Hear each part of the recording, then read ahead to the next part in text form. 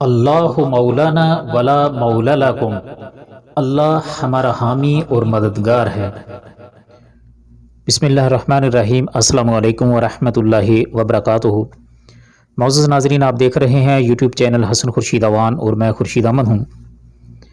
آپ سب سے یہ کہنا چاہتا ہوں کہ اس وقت کے حالات کے حساب سے آج کی ویڈیو بہت عام ہے، آپ ضرور پوری ویڈیو سنیے۔ یہ بہت ہی مختصر سی ویڈیو ہے۔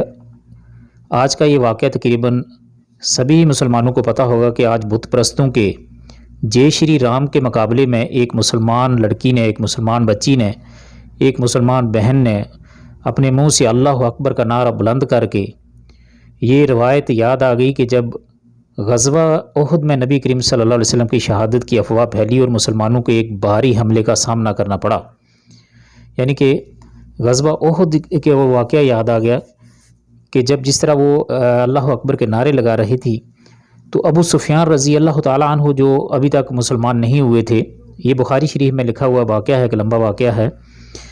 تو ابو سفیان اس وقت کافروں کی کمانڈ کر رہے تھے، مکہ والوں کے کمانڈر تھے، تو انہوں نے پکار کر کہا کہ مسلمانوں کہ بتاؤ، کہ پہاڑی پر سے آواز دی کہ کیا تمہارے ساتھ محمد صلی اللہ علیہ وآلہ وسلم موجود ہیں؟ تو نبی صلی اللہ علیہ وآلہ وسلم نے فرمایا کہ کوئی جواب نہ دے، یعنی صحابہ کرام کو منع فرما دیا کہ کوئی جواب نہ دے بلکہ خاموش رہیں۔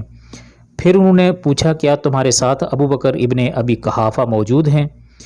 تو اس کے جواب میں بھی نبی صلی اللہ علیہ وسلم نے انہیں منع فرما دیا کہ کوئی جواب نہ دے۔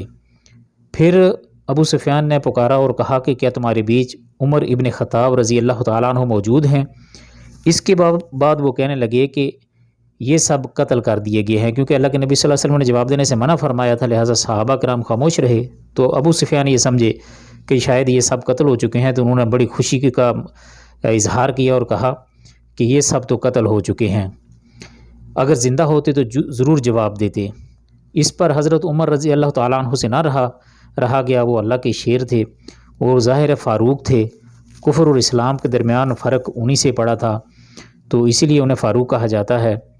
تو وہ بے قابو ہو گئے اور فرمایا اللہ کے دشمن تو جھوٹا ہے، اللہ نے ابھی تمہیں ذلیل کرنے کے لیے ان سب کو باقی رکھا ہوا ہے۔ ابو سفیان نے کہا حبل، یہ ان کے ایک بت کا نام تھا اس وقت جس کی پوجا وہ کرتے تھے، کہا کہ بت حبل بلند رہے۔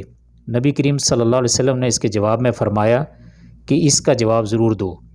صحابہ رضی اللہ عنہم نے عرض کیا کہ ہم کیا جواب دیں؟ تو آپ صلی اللہ علیہ وسلم نے فرمایا کہ کہو اللہ سب سے بلند اور بزرگ و برتر ہے۔ ابو سفیان نے کہا ہمارے پاس عزا یعنی بت ہے، یہ بھی ایک بت کا نام تھا، اور تمہارے پاس کوئی عزا نہیں۔ آپ صلی اللہ علیہ وسلم نے فرمایا کہ اس کا جواب دو۔ صحابہ رضوان اللہ علیہم اجمعین نے فرمایا کہ ہم اس کا کیا جواب دیں؟ آپ صلی اللہ علیہ وسلم نے فرمایا کہ کہو اللہ مولانا ولا مولا لکم، اللہ ہمارا حامی اور مددگار ہے اور تمہارا کوئی حامی نہیں۔ ابو سفیان نے کہا آج کا دن بدر کے دن کا بدلہ ہے اور لڑائی کی مثال ڈول کی ہوتی ہے۔ صحیح بخاری حدیث نمبر 4034 ہے۔ اللہ تعالیٰ مسلمانوں کو ایمان والی زندگی عطا فرمائے۔ ملتے ہیں اگلی ایک ویڈیو میں، تب تک کے لیے اللہ حافظ۔ السلام علیکم ورحمۃ اللہ وبرکاتہ۔